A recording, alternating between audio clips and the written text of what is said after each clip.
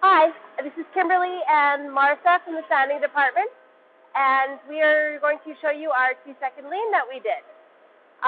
Originally, we had a Bondo table right where I was standing, and we moved it because it was very difficult for the truck driver to come through with their cart.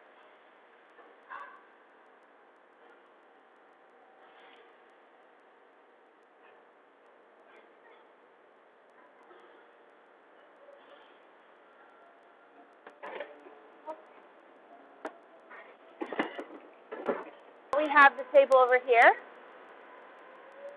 See, it's still a bit of a crazy mess, sorry. But it makes it easier for the truck driver to come through here.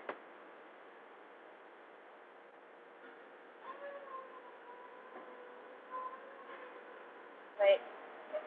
So as you can see, Martha is now drilling in this compartment for better organization.